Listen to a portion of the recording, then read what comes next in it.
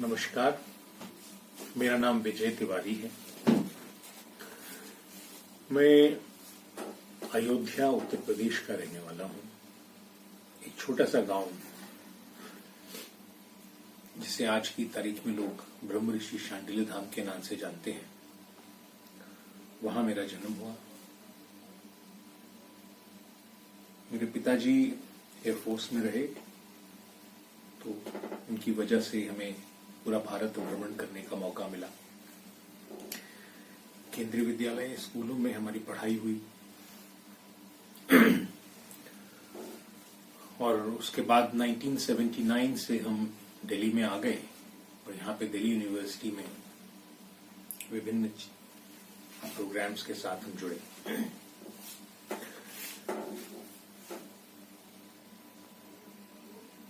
उसके साथ साथ पैरेलली हमने बहुत सारी अन्य विषयों में अपनी रुचि दिखाई, क्योंकि ये जो नॉर्मल पढ़ाई का ढांचा है ये हमें शुरू से समझ में नहीं आता। मार्शल आर्ट्स में हमारा इंट्रोडक्शन हुआ। हमारे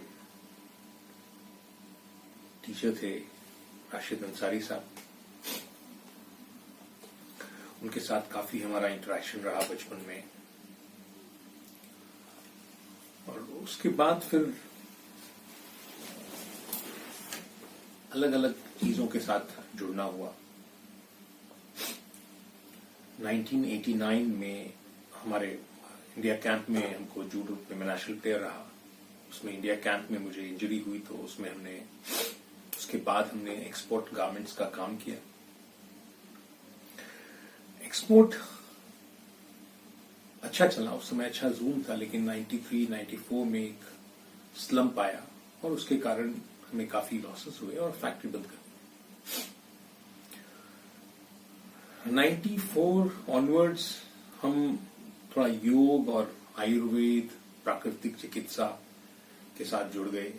तो वहां पे मैं भोपाल चला गया। वहां पे आचार्य हुकुमचंद शंकुशल जी मिले, उनसे अच्छा सानिध्य रहा। वहां पे काफी लगभग 5 वर्षों तक वहां पे रहे। तत्पश्चात फिर दिल्ली आना हुआ। उसी दौरान भोपाल में ही मेरा 2 अच्छे लोगों से इंटरेक्शन हुआ। 3 उसमें और भी लोगों से हुआ, लेकिन 3 जो मुझे यशोवर्धन आजाद जी से मुलाकात हुई, वहीं पे वो समय डीआईजी भोपाल थे, फिर डायरेक्टर स्पोर्ट्स हुए। मेरी राहुल भैया अजय सिंह जी से मुलाकात हुई और उनका भी मुझे व्यवहार बहुत अच्छा लगा। अभी तक भी हम लोग संपर्क में हैं। तीसरा हमारे एक वकील साहब थे, वो नहीं है, राणा प्रताप सिंह जी, उनसे हमारा परिचय हुआ। पारिवारिक बहुत अच्छा है, उनके बच्चे अभी भी जुड़े हुए हैं। भोपाल के बाद फिर मैं दिल्ली आया। दिल्ली में हमने निर्माण academy of sports culture and education को शेप दिया। उसके पहले योग कॉन्फेडरेशन ऑफ इंडिया, कॉस्मिक योग फाउंडेशन, कॉस्मिक इंडिया फाउंडेशन, ऐसे करके हमने 2-3 अलग अलग ऑर्गेनाइजेशंस बनाए। उसमें काफी काम किया। उस समय केंद्रीय विद्यालय में एक रिफॉर्म का पीरियड चल रहा था, तो उसमें हमने काफी योगदान किया। केंद्रीय विद्यालय में जो स्पोर्ट्स ग्राउंड होते हैं, उसको एक तरह से प्राइवेटाइजेशन का जो दौर रहा, उसमें हमने काम किया। काफी सारे कोचेस को हमने ग्रूम किया। काफी सारी एकेडमीज आज की डेट में हमारे उस प्रेरणा से आज चल रही हैं अलग अलग जगह पे। और दोपहर के बाद भी जो स्कूल आवर्स के बाद में स्कूल का जो इंफ्रास्ट्रक्चर बना स्पोर्ट्स का, उसको प्राइवेट लोग भी इस्तेमाल कर रहे हैं।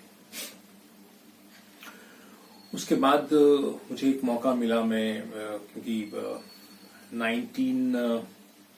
2002-3 में मैं डॉक्टर कमल टावरी जी के टच में आया था।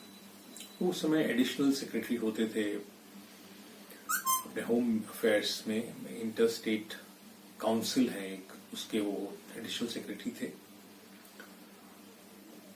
उनके साथ काफी इंटरेक्शन रहा। फिर वो उसके बाद नॉर्थ ईस्टर्न काउंसिल चले गए सेक्रेटरी होके, तो नॉर्थ ईस्ट के साथ में भी बहुत हमें काम करने का मौका मिला। फिर उनका लास्ट जो असाइनमेंट था वो डीजी थे नेशनल प्रोडक्टिविटी काउंसिल के, तो उसके कारण देश भर में जितनी भी प्रोडक्टिविटी काउंसिल्स थी, लोकल प्रोडक्टिविटी काउंसिल्स, जिसमें दिल्ली प्रोडक्टिविटी काउंसिल है, मालवा प्रोडक्टिविटी काउंसिल है, कानपुर प्रोडक्टिविटी काउंसिल है, पूना प्रोडक्टिविटी काउंसिल है, ऐसे बहुत सारी, बड़ौदा प्रोडक्टिविटी काउंसिल है, इनके साथ जुड़ने का मौका मिला, इंडस्ट्री के साथ डायरेक्टली काम करने का मौका मिला।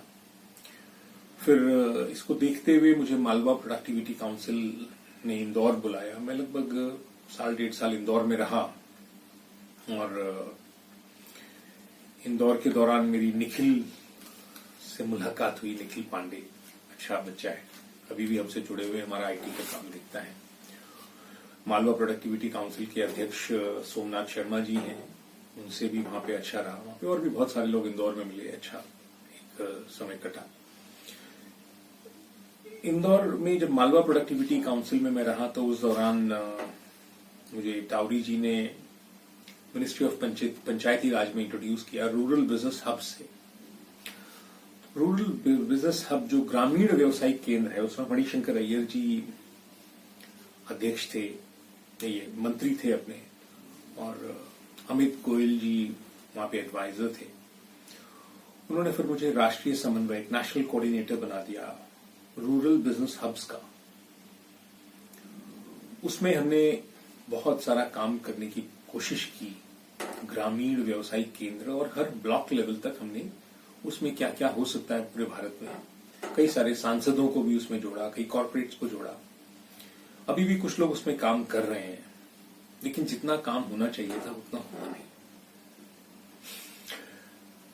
रूरल बिजनेस हब्स के बाद मुझे गुजरात जाने का मौका मिला। गुजरात में उस समय नेशनल फूड फॉरवर्ड प्रोग्राम चल रहा था। एनआरईजीए में कन्वर्ट हो रहा था, तो उसके 5 साल के पर्सपेक्टिव प्लान बन रहा था। तो उसमें मैं गुजरात में काफी जुड़ा। उसमें मोदी जी मुख्यमंत्री थे वहां पे। तो 6 जिले प्रथम में गुजरात में लिए गए। उसमें 100 जिलों में से जो बैकवर्ड जिले, आज की डेट में भी अभी उनका नाम बदल दिया है नीति आयोग ने, अब उनको एस्पिरेशनल डिस्ट्रिक्ट्स बोला जा रहा है। कहानी वही की वही है, जिले पिछड़े ही हैं, वर्ष बीतते चले गए, पैसा जाता चला गया। हम धीरे धीरे अपने उसमें इवॉल्व होते चले गए और गांव से हमारा एक बहुत गहरा जुड़ाव। पहले इंदौर में हमने मालवा प्रोडक्टिविटी काउंसिल के साथ में एक ग्रास रूट वर्किंग किया। उसके पहले गुजरात में हमने बनासकांठा तो पूरे एक एक गांव को घूमा और वहीं से 1-2 जगह ट्रेनिंग प्रोग्राम्स में भी जाने का मौका मिला, पुणे मिला, तो जहां जहां भी उसमें हम काम करते चले गए। बनासकांठा का जो 1256 गांव रहे, वहां आज भी हमारा हर गांव में एक बच्चा हमसे जुड़ा हुआ है, क्योंकि मैंने थोड़ा अलग से हट करके इसको प्लानिंग किया है। जो सरकारी ढांचा प्लानिंग का होता है, जो सिर्फ एक हाइपोथेटिकल स्टैटिस्टिक्स पे काम करता है, उसको ना हट करके हमने सोचा कि इसमें गांव वालों को जोड़ा जाए। और इंदौर में भी इसी को हमने किया था। वहां पे 56 निर्मल गांव बन रहे थे, तो हमने 56 गांव को जोड़ा। उसमें बसंत प्रताप सिंह जी वहां के कमिश्नर थे और उनके साथ मिलकर के हमने काम शुरू किया। काफी सारी मीटिंग्स करी हमने गांव वालों के साथ, सब चीजों में। बाद में बसंत प्रताप सिंह जी चीफ सेक्रेटरी भी हुए मध्य प्रदेश के, लेकिन उस समय हम लोगों का इतना कनेक्टिविटी नहीं रही। फिर विदेशों में काफी घूमना हुआ इस दौरान। The world community for Indian culture and traditional disciplines के साथ जुड़े हुए काफी लोगों से मुलाकात हुई। जिसमें महामंडलेश्वर गायत्री देवी इटली हैं, अमैदियो बियांकी, स्वामी सूर्यानंदा, ब्राजील से, उरुग्वे से, फ्रांस, स्पेन, अर्जेंटीना, जर्मनी, तो इन सब जगहों पे एक अच्छा खासा जो हमने देखा कि भारतीय संस्कृति को, योग, आयुर्वेद और भारतीय संस्कृति को विश्व में कितना जो है उसको सराहा जा रहा है, कितना प्रैक्टिस किया जा रहा है, कितना डेडिकेटेडली लोग काम करते हैं। हमने वर्ष 2000 में वर्ल्ड कप ऑर्गेनाइज कराया यहाँ पे दिल्ली में, इसमें बहुत बड़ा वो हुआ, कई सारे लोग इन्वॉल्व भी हुए, लेकिन तब तक योग का वो उतना वैसा क्रेज नहीं था जो आज की डेट में हमारे माननीय प्रधानमंत्री नरेंद्र मोदी जी के आने के बाद हुआ। उन्होंने इंटरनेशनल योगा डे में जो हम लोग एक प्रयास कर रहे थे पुर्तगाल में, वहां स्वामी अमृता सूर्यानंद जी हैं, उसको हर वर्ष 21 जून को ही इंटरनेशनल योगा डे करते हैं। तो लेकिन अब आकर के इंटरनेशनल योगा डे हो गया, अब बहुत ज्यादा उसमें काम हो रहा है हर वर्ष बड़ा, लेकिन अब भी योग का वो आयाम टच नहीं हो रहा। अब सिर्फ एक रिकॉर्ड ब्रेकिंग की इतने लोगों ने योगा प्रोटोकॉल कर लिया है, योग अष्टांग योग की अभी बात ही नहीं हो रही है, आसन, थोड़ा बहुत प्राणायाम,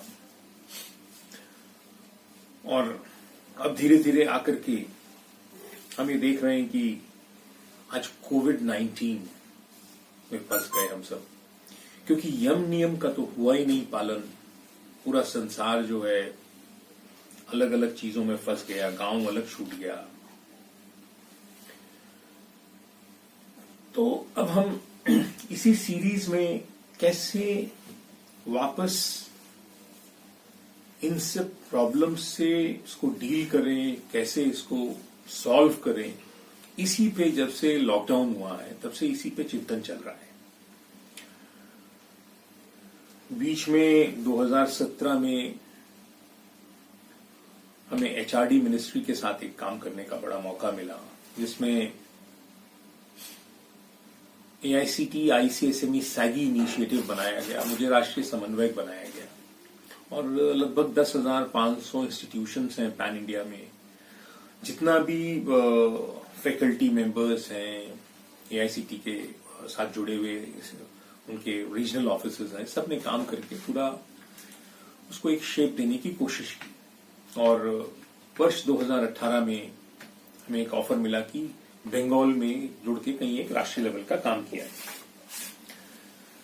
बंगाल में हम लोग विष्णुपुर गांव पहुंच गए, वहां पे टेक्नो इंडिया यूनिवर्सिटी के साथ काम करते हुए एक हमने स्पेशल डिपार्टमेंट सेटअप किया, और department for Panchayati Raj and holistic rural development को सेट किया विष्णुपुर गांव में, रिमोट जगह पे।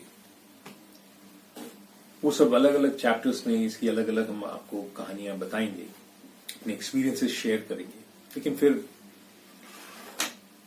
वहां पे हमें काफी सारे गांवों के साथ में जुड़े हम लोग, हमारी टीम भी हमारे साथ में रही।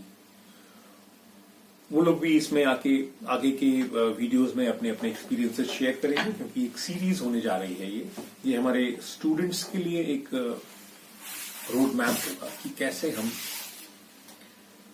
गांव के साथ जुड़े, और ये जो भविष्य की जो प्रॉब्लम्स हैं जो कोविड-19 के शेप में आई हैं, पहले भी आती रही होंगी, हमें इतना ध्यान नहीं, इतना बड़ा, क्योंकि पहली बार हम लोगों के जीवन में पहली बार इतना आया है। वॉर थे 71-6, तो हमको थोड़ा बहुत ध्यान है। उस समय हम लोग कानपुर में थे तो ब्लैकआउट वगैरह होता था। लेकिन अब जो समस्या है कोविड-19 की, ये इसका समाधान कैसे हो, और इसमें पूरे विश्व स्तर पे हम देख रहे हैं बहुत सारी प्रॉब्लम्स होती जा रही हैं। काफी सारा, उससे कई लोग अभी वेबिनार्स की भी बात कर रहे हैं, लेक्चर सीरीज की बात कर रहे हैं। हमने इसमें आज भी हमारा एक टॉक है अभी, जिसमें तो 3 बड़े यूनिवर्सिटीज के लोग जुड़ेंगे। प्रोफेसर जीन टिरोले हैं जो नोबेल लॉरेट हैं, नोबेल प्राइज उनको मिला 2014 में। ताउलोज स्कूल ऑफ इकोनॉमिक्स फ्रांस से हैं, उनसे आज बात होगी। और फिर उसके बाद प्रोफेसर डैरन एस्मॉग हैं, ये Massachusetts institute of technology USA से हैं, इनसे भी आज बात होगी। प्रोफेसर टिम बर्सले हैं, ये लंदन स्कूल ऑफ इकोनॉमिक्स से, यूनाइटेड किंगडम लंदन से हैं, इनसे भी बात होगी। और बात सिर्फ ये होगी कि भविष्य में अब इकोनॉमिक्स क्या होगा, वर्ल्ड कैसे अब अपनी चैलेंजेस को, economic approaches for analysing the short, medium term and long run impact of the covid crisis confirmation. मुझसे उन्होंने कहा कि साहब कुछ आपके सुझाव हो तो दीजिए। मैंने उनसे कहा कि साहब बताइए, सबसे पहला तो ये है कि कोविड-19 हुआ क्यों। फिर अब अलग अलग थियरीज इसमें निकल के आ रही हैं। तो क्या ये Chinese global pandemic corona virus है? एक और थियरी निकल के आई कि इसके पीछे यूएस के बड़े कॉर्पोरेट्स हैं, बिल गेट्स का नाम आ रहा है और भी बड़े बड़े नाम आ रहे हैं कि इन लोगों ने एक स्पेशल इसको वायरस को क्रिएट किया और इसको कर रहे हैं। ये इन्वेस्टिगेशन का मैटर है और इसमें एजेंसीज को काम करना चाहिए, बहुत सीरियसली काम करना चाहिए। अब इसमें जिन लोगों की वजह से ये हुआ है उनके साथ क्या बर्ताव होना चाहिए दुनिया का, ये भी एक बड़ा प्रश्न चिन्ह है। WHO इसमें प्रश्न के दायरे में है। डोनाल्ड ट्रंप साहब ने खुद ही इस पे एक अपना कमेंट दिया है अभी रिसेंटली कि role of WHO is in question mark.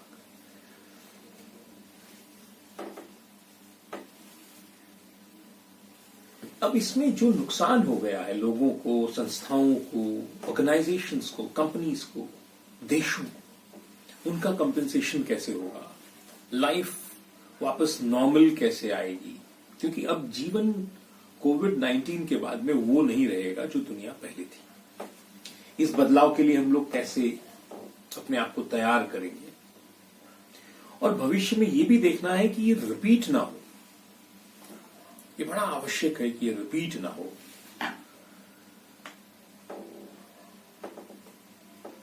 ये जो हमें चिंतन करके लगा, पहले भी इसमें ध्यान आता रहा कि जो एक मेटेरियलिस्टिक वर्ल्ड की तरफ दुनिया जाती जा रही है, सिर्फ भौतिकवाद, ना हम प्रकृति से जुड़े हैं, ना हम लोगों से जुड़े हैं, ना हम विश्व से जुड़े हैं। हम सिर्फ और सिर्फ भौतिकवाद, मेटेरियलिस्टिक वर्ल्ड से हम लोग जुड़ते जा रहे हैं। तो इस पे भी बड़ा प्रश्न चिन्ह है, इस पे भी हमको सोचना है। अब इसमें हमें क्या क्या करना है भविष्य में, ये सोचना है, इसको आगे के उसमें हम करेंगे। लेकिन इसमें जो हमारा मेन जो हमें समझ के आया कि पहला तो जैसे मैंने आज स्पेशली इसको निकाला है, ये हमारे गांव में पहले होता था, गमछा इसको बोलते थे, ये मास्क हो गया। पहले लोग लिए रहते थे, इसमें से नहा लेते थे, धो लेते थे। अब मालूम चला इसकी भी कीमत 30-40 रुपया है। अब 40 रुपए क्या 100-150 रुपए का मास्क मिल रहा है। कॉर्पोरेट वर्ल्ड जो है, ये वाला मास्क, अब बताइए दोनों की कीमत लगभग बराबर है, लेकिन इसकी कोई उपयोगिता नहीं। एक बार पहन करके फेंक दीजिए, खत्म हो गया, और ये धो लीजिए, चलता रहेगा। तो अब क्यों नहीं हमें ट्रेडिशंस की तरफ वापस जाना है। योग, आयुर्वेद, प्राकृतिक चिकित्सा, इस पे हमको ध्यान देना है, गांवों को ध्यान देना है। हम लोग जो अब हमारा फोकस है, जो हम अभी आगे की सीरीज में बात करेंगे, सिर्फ गांव के साथ कैसे जुड़े, गांव के लोगों को कैसे मोटिवेट करें, गांव के साथ जो बाहर शहरों में बच्चे रह रहे हैं या लोग हैं या कॉर्पोरेट्स हैं, उनको कैसे साथ में जोड़े as a partnership, not in a exploitative manner, सिर्फ एक्सप्लॉयटेशन के लिए नहीं, इस्तेमाल के लिए नहीं, लेकिन गांव के साथ एक भागीदारी करते हुए। तो हम तो अब आपसे ये कहेंगे कि चलो गांव की ओर। Thank you very much. प्रणाम।